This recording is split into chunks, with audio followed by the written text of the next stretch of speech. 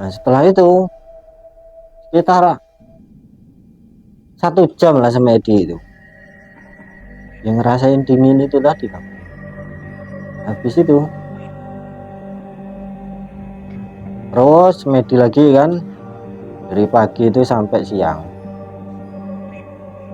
masih tetap aja belum ada apa-apa.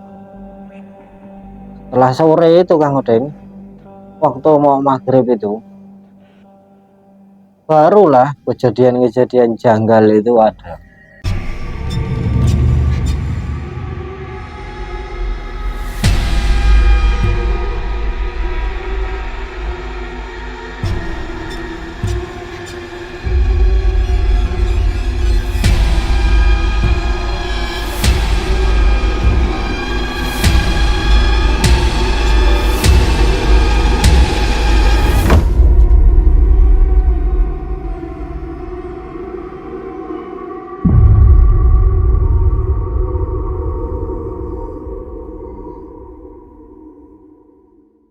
Sobat Ekspedisi Kang Odeng, pada kesempatan kali ini kita kedatangan tamu jauh-jauh dari Padang ke Banyuwangi. Cuma ingin mengisahkan karena Mas Randy ini pernah melakukan ritual pesugihan Dewi Lanjar.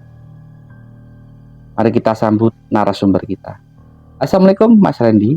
Waalaikumsalam warahmatullahi wabarakatuh. Gimana, sehat Mas? Alhamdulillah sehat. Alhamdulillah. Berapa hari dari Padang sampai Banyuwangi ini Mas? 4 hari 4 malam. 4 hari 4 malam. Iya. Katanya Mas tadi sampai naik bis apa, dompet apa tasnya hilang. Iya. Itu gimana Mas? Kok bisa hilang itu? Waktu turun di Pati Mas. Turun di Pati, tasnya nggak ada. Lihat tas ada, cuman tas orang lain. Tas orang lain. Iya, bukan tas apa saya. tertukar gitu ya? Iya, tertukar. Terus dompet semua di situ, di tasnya. Dompet semua di tas. Masya Allah. Itu awal ceritanya soal pesugihan gimana Mas? Dulu Kang Odeng, waktu tahun 2017 saya itu mengalami hutang piutang yang sangat banyak. Nah, saking banyaknya itu pusing Kang Odeng, saya nyari kemana-mana itu. Adalah kawan itu Kang, ngajak ke daerah Pangandaran. Setelah di Pangandaran itu kita ketemu dengan juru kunci Kang Odeng. Tanya-tanya lah, sharing-sharing, ngobrol di situ Kang Odeng. Sampai di situ ketemu lah intinya Kang Odeng. Cari pesugihan menikah dengan Dewi Lanjar.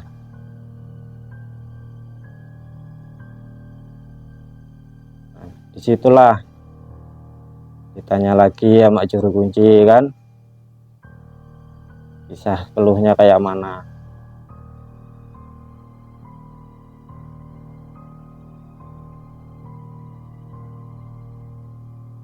Habis itu suruhlah kita cari sesaji-sesaji yang untuk disajikan di waktu acara pesugihan itu. Sampai disitulah kami kemana-mana mencari sesaji itu kan. Masalahnya banyak Kang Odeng, modalnya itu Sekitar berapa itu Mas?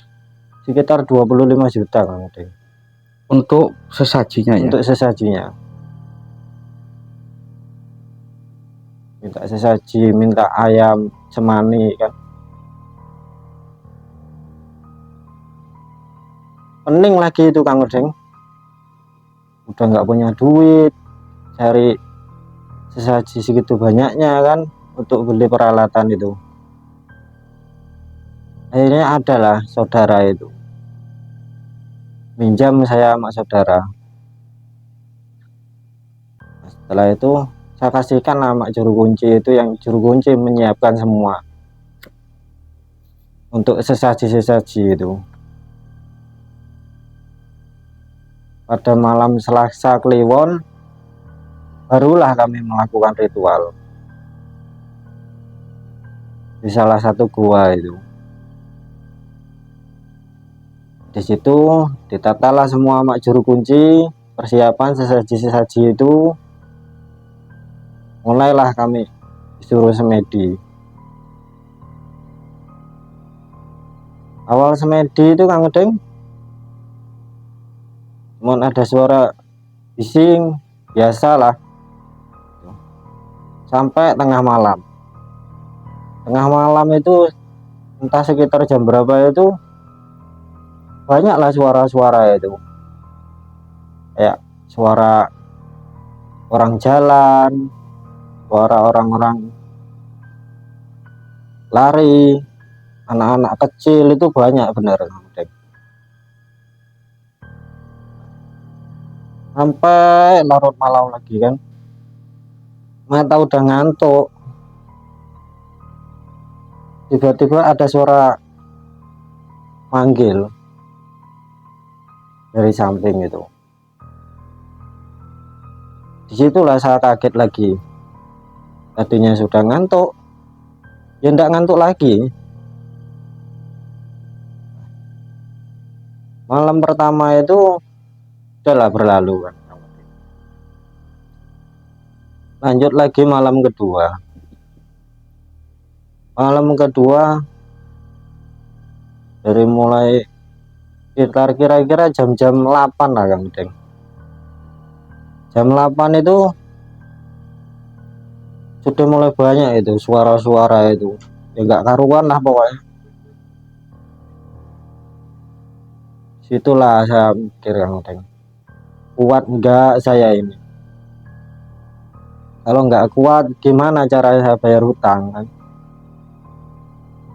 Terus lagi tekad saya bulat tuh dan lanjut lagi sampai malam lagi kan. Tiba-tiba badan itu Kang Deng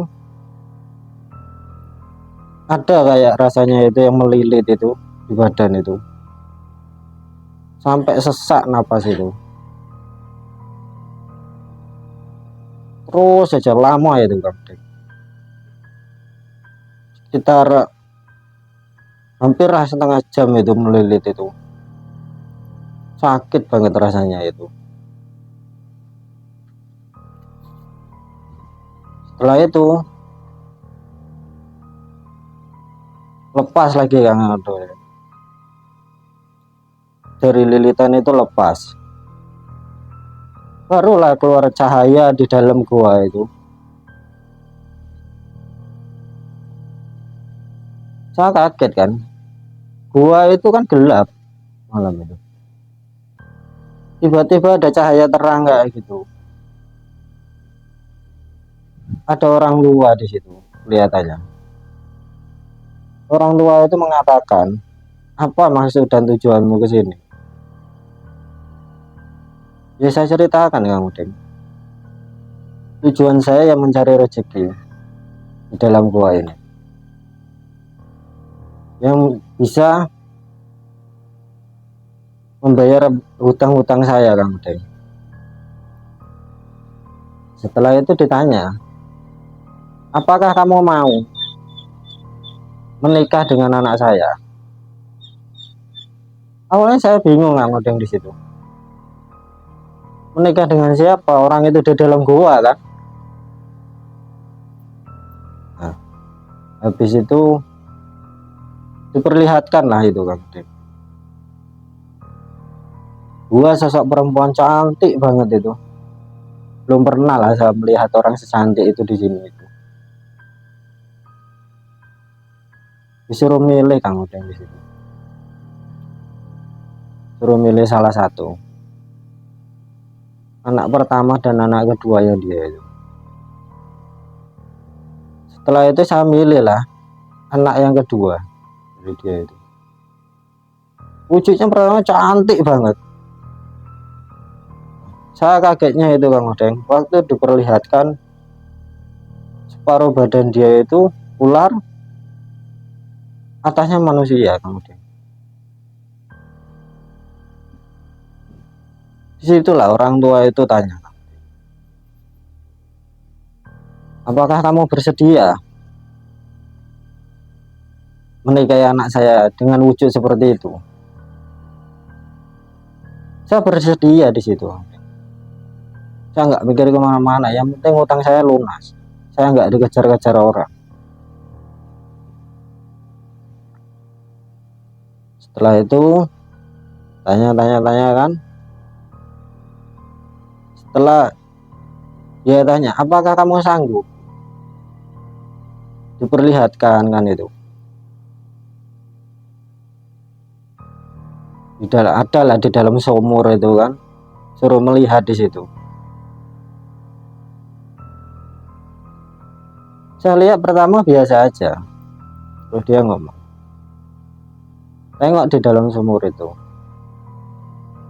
Saya melihat Kang Odeng di dalam sumur itu ada anak saya di situ. Disitulah saya berpikir lagi,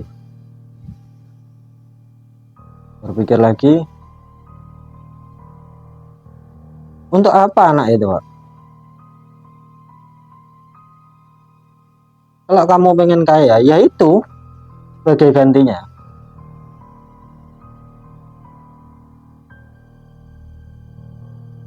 Mikir lagi saya, Kang.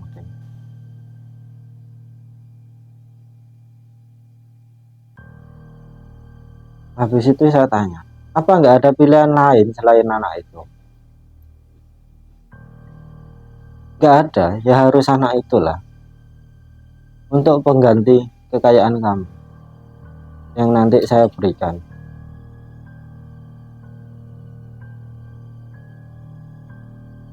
Disitulah Kang Odeng saya nggak sanggup.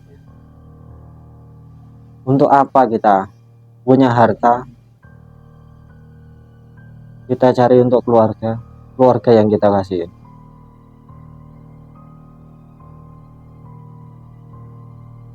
Itulah ya kan, hilang itu cahaya gelap, cahaya terangnya itu hilang Kang Odeng. Balik lagi ke gelap lagi. Habis itu entah jam berapa waktunya, datanglah juru kunci itu, menanyakan apa yang terjadi. Itu saya ceritakan semua. Itu di malam berapa, Mas?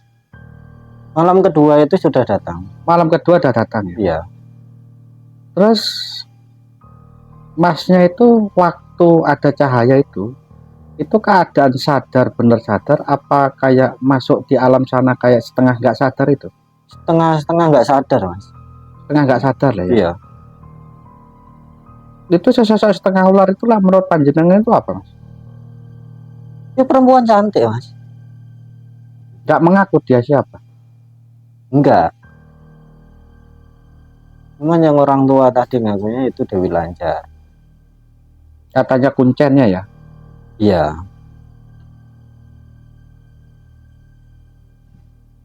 Terus habis itu gimana, Mas? Habis itu ya itulah kata kuncen itu. Kalau memang kamu mau dengan perjanjian itu menghasilkan anak kamu, nanti bisa kaya kamu.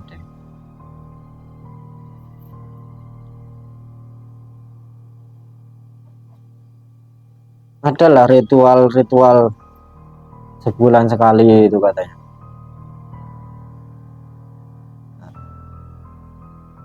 Setiap Selasa Kliwon itu harus menyiapkan kamar Kang Odeng untuk ritual ketemu dengan Dewi Lanjar itu.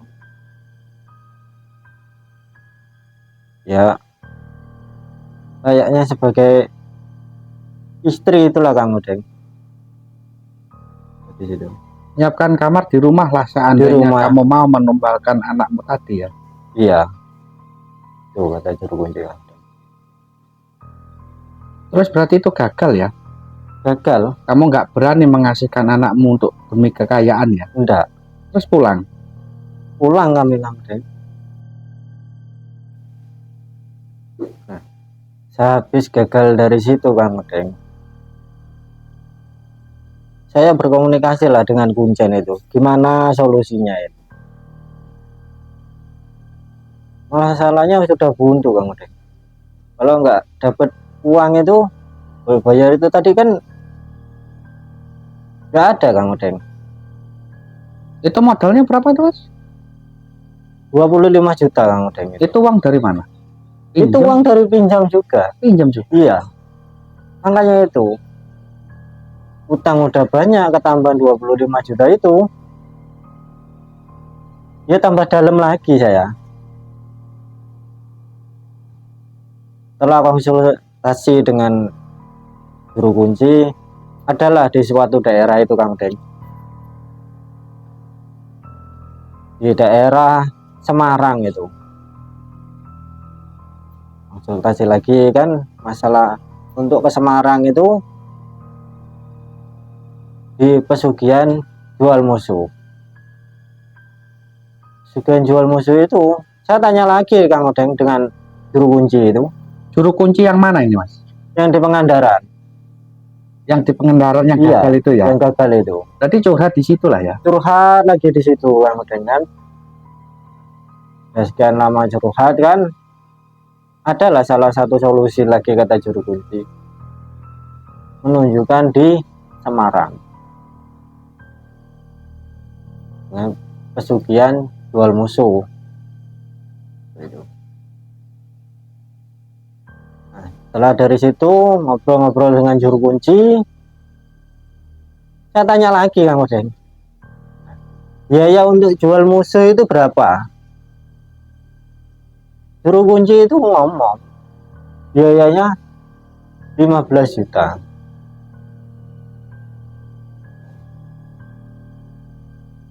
Bingung lagi saya, orang nggak ada duit lagi, suruh cari uang 15 juta.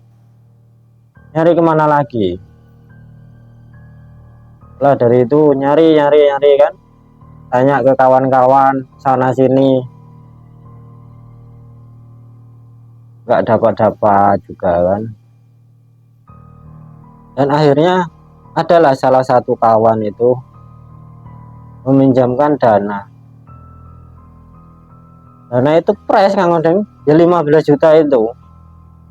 Masih pusing lagi karena nggak ada buat ongkos berangkat ke Semarang. Dari Padang ke Semarang lumayan jauh ya? Jauh banget Kang Odeng. Perjalanan itu sekitar 4 hari 4 malam lah. Disitulah. Setelah dapat uang itu, cari saya lagi pinjaman di kawan-kawan itu untuk biaya ongkos berangkat ke Pangandaran.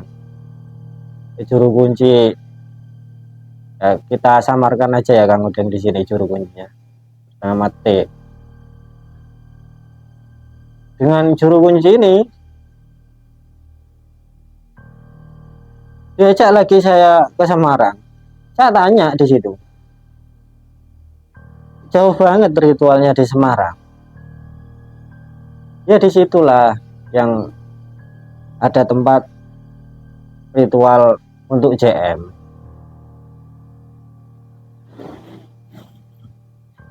Awalnya saya bingung di situ Kang Udeng. Kok saya diputar-putarkan sama juru kunci ini? Saya nggak masuk akal juru kunci. Setelah di Pangandaran, suruh ke Semarang. Nah, ongkos kan cuma cukup sampai Pangandaran, nggak cukup untuk ke Semarang lagi.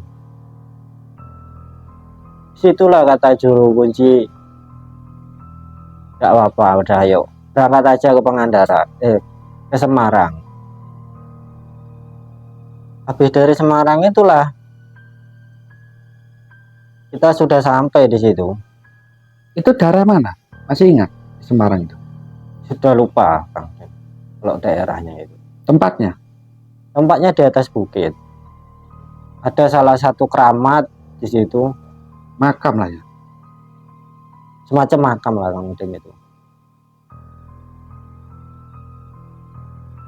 Situlah.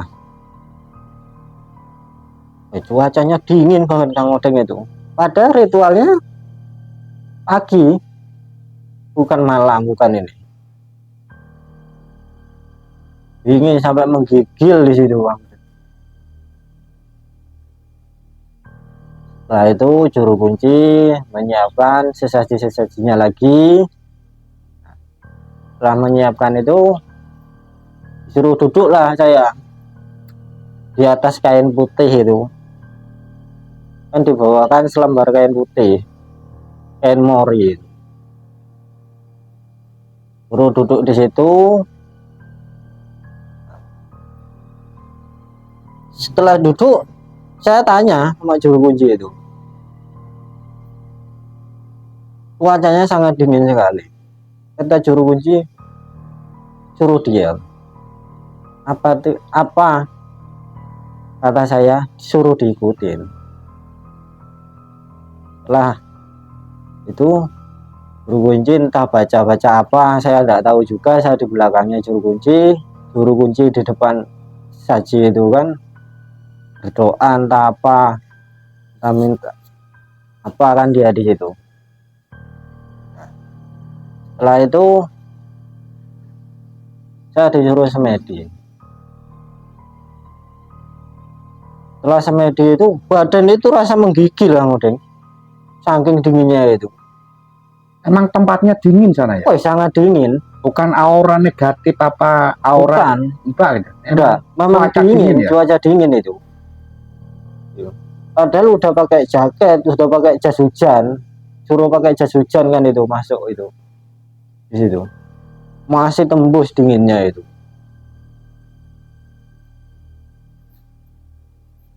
Situlah saya merasakan pengalamannya sangat ngeri lah pokoknya Kang Deng. Di situ waktu semedi itu rasanya itu badan itu berat banget Kang Deng. Padahal posisi itu siang, tapi di situ merasa sangat takut benar. Ada suara kumbang itu kan datang dari atas itu, itulah tandanya kita mau dibawa ke alam sana. Situ terus saja kan kumbang itu muter aja di sekeliling kita itu. Nah, semakin banyak kumbang itu kan, badan itu merasa semakin dingin, semakin menggigil, semakin takut lah ada di situ. Perasaannya itu banyak banget hewan-hewan itu di situ. Nah, setelah itu sekitar 1 jam lah semedi itu, yang ngerasain dingin itu tadi kan. Habis itu terus semedi lagi kan, dari pagi itu sampai siang masih tetap aja belum ada apa-apa. Setelah sore itu Kang Udeng, waktu mau maghrib itu barulah kejadian-kejadian janggal itu ada. Yang datang kumbang itu datang lagi, terus suara nyamuk itu udah gak karuan lah di situ.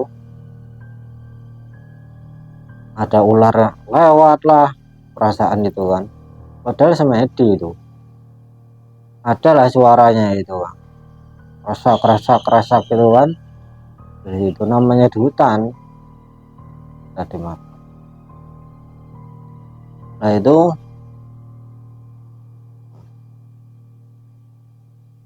ini lagi Kang Udeng, lanjut sampai malam kan itu.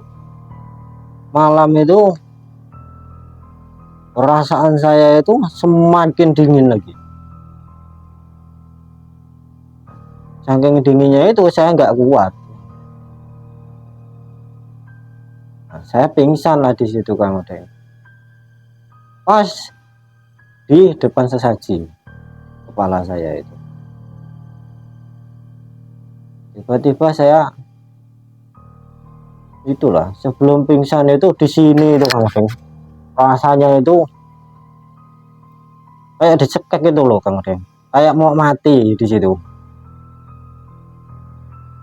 Lama bener itu dicekek gitu, kayak enggak, ya kayak ditarik lah kita sukmanya itu. Setelah saya pingsan itu barulah saya masuk ke alam sana. Saya ditanya di situ Kang Odeng, maksud dan tujuanmu kesini apa sampai kamu mengganggu wilayah kami. Saya ngomong lah, maksud dan tujuan saya kesini menjual musuh saya.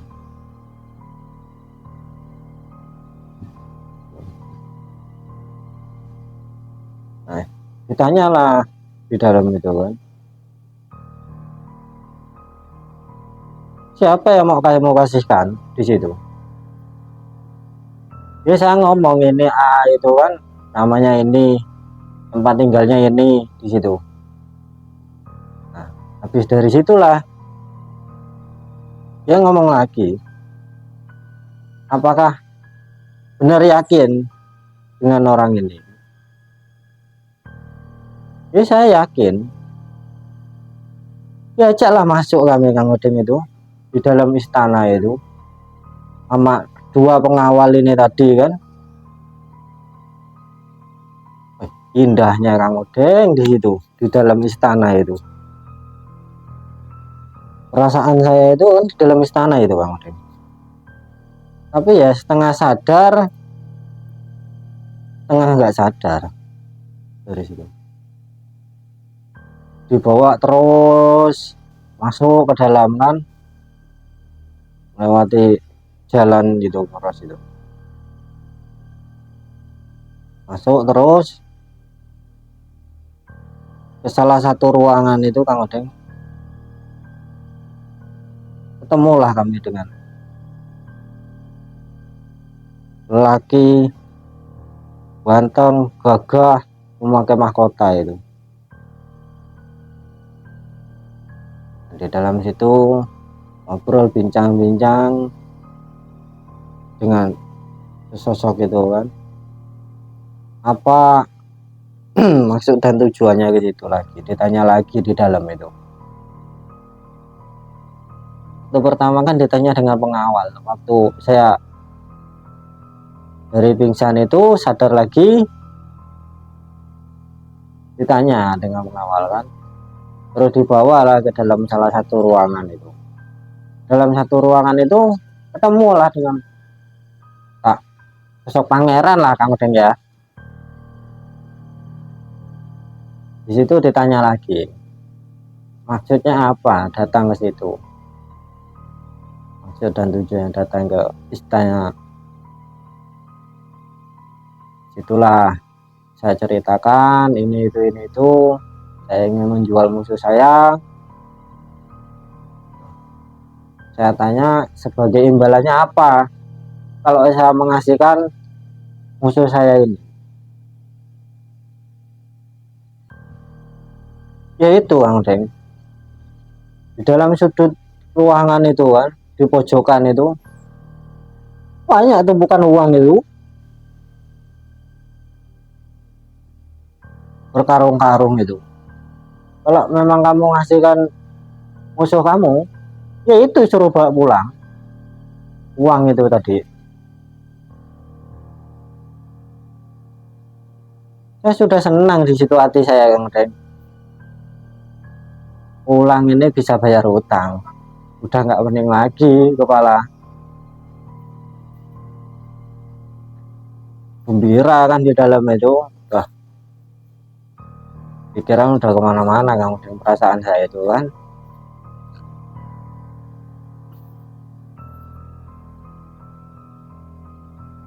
Habis dari situlah diajak masuk lagi saya Kang Odeng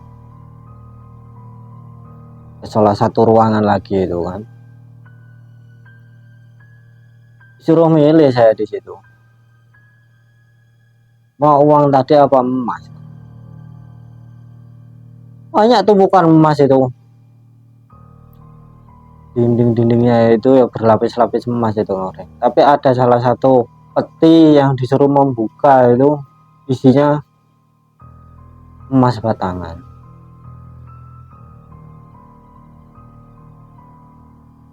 Saking senangnya di situ Kang Odeng, saya mengucapkan lah, alhamdulillah, akhirnya saya berhasil. Dari situlah saya langsung terbangun dari pingsan saya tadi. Langsung balik lagi di asal Kang Odeng. Di petilasan tadi lagi. Iya.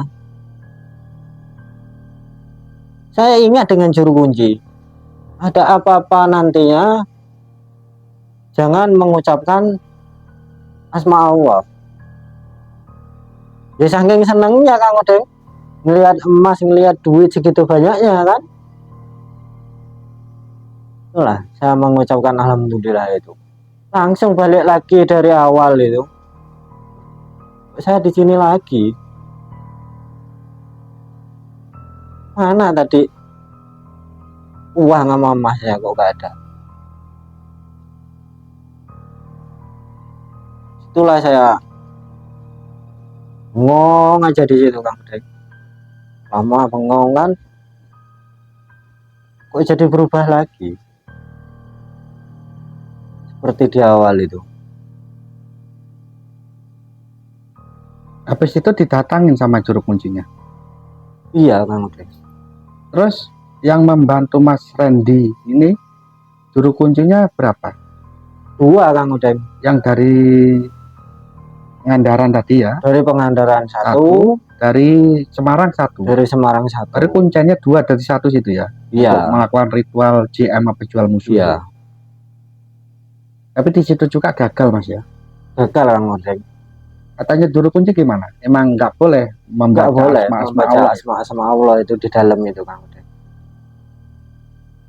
Itulah saya marah di situ Kang Odeng sama juru kunci itu. Karena saya kan udah habis banyak di situ. Melakukan 2 ritual itu kan udah banyak Kang Odeng. Udah habis 15 juta ditambah lagi 35 juta. Satu tempat itu berapa habisnya? 15 yang di 15. situ JM itu. Di Pangandaran 25 katanya. Di Pangandaran 25. Berarti 35 juta. 40 ya. 40 juta. Terus pulang habis itu. Habis dari Semarang itu gagal lah ya. Belum, kami masih di Semarang itu. Masih berembuk di situ lah ya. Berembuk di situ. Nah, saya kan nggak terima, kemudian saya gagal itu nggak terima. Karena kan udah habis duit banyak. Apalagi nanti buat bayar utang itu kalau saya nggak berhasil dari situ. Lu pulang di situ. Rembuk, ngomong-ngomong dengan juru kunci itu kan. Saya tanya lagi solusinya gimana. Nah, salah satu juru kunci yang dari Semarang ini Kang Odeng, adalah dia ngomong ada di salah satu tempatnya itu di Telaga. Saya kan tidak tahu Telaga itu apa. Di daerah mana katanya? Ya masih daerah Semarang. Daerah Semarang. Telaga itu tidak tahunya danau. Suruh ritual ke danau itu. Tapi saya ngomong dengan juru kunci itu. Apalagi yang buat beli ritualnya itu, Sesajinya lah. sesajinya itu.